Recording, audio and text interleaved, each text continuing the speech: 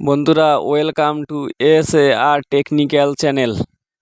এই চ্যানেলে যারা নতুন তারা একটি লাইক, সাবস্ক্রাইব ও পাশের বেল আইকনটি ছোট্ট করে বাজিয়ে দেবেন।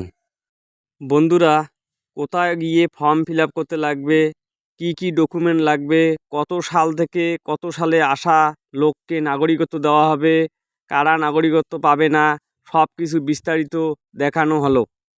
বন্ধুরা, ভিডিওটিকে মনোযোগ সহকারে দেখবেন এবং চ্যানেলটিকে সাবস্ক্রাইব করে যাবেন। দ্য ওয়াল ব্যুরো দেশ জুড়ে কার্যকর হয়ে গেল সিএএ। সোমবার রাতেই সংশোধিত নাগরিকত্ব আইন চালু হয়ে যেতে পারে দেশে।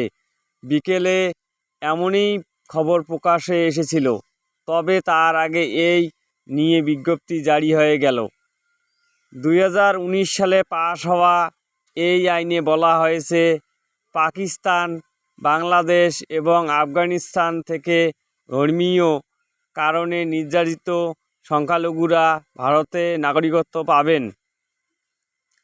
আপাতত 2014 সালের 31শে ডিসেম্বর পর্যন্ত ভারতে আশ্রয় নেওয়া এই সংখ্যালঘুদের নাগরিকত্ব দেওয়া হবে। স্বরাষ্ট্রমন্ত্রী অমিত শাহ দিন 15 আগে ঘোষণা করেছিলেন, নির্বাচনের আগেই সিএএ কার্যকর করা হবে। অমিত শাহের কথা মোতাবেক ভারতে চালু হলো সিএএ।